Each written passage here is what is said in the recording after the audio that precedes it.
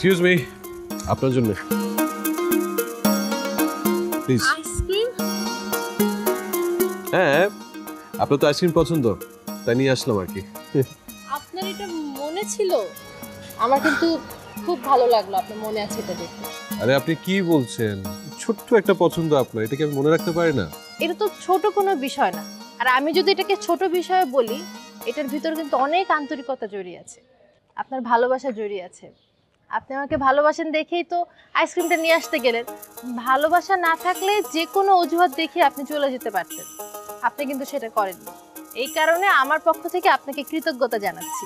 আরে কি বলছেন আপনি? আপনি মাহিনের বান্ধবী, আপনাকে সামান্য যদি আপ্যায়ন করতে পারি সেটা তো আমার নিজেরই ভালো লাগবে, আর এটা আমার কর্তব্য। কৃতজ্ঞতা জানানোর মতো কোনো কাজ আমি করিনি, আপনি একটু বাড়িয়ে বলছেন। এক ফুটাও বাড়িয়ে বলছি না। আপনার এই ধরনের আন্তরিকতার কথা আপনার বন্ধু মাহিনকে আমি বলবো। মাহিন কিন্তু বড়লোকের ছেলে হলেও কঞ্জুস, এক কথায় বলতে গেলে একটু কিপটা টাইপের ছেলে।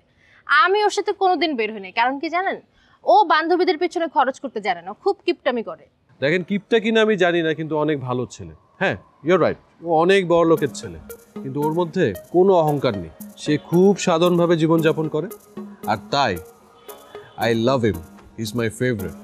আজকে বন্ধুর বন্ধনা না করলে না খুব ভালোই হয়। আপনার বন্ধুকে আমি খুব ভালো মতো চিনি, আজকে শুধু আপনি আমার বন্ধনা করেন।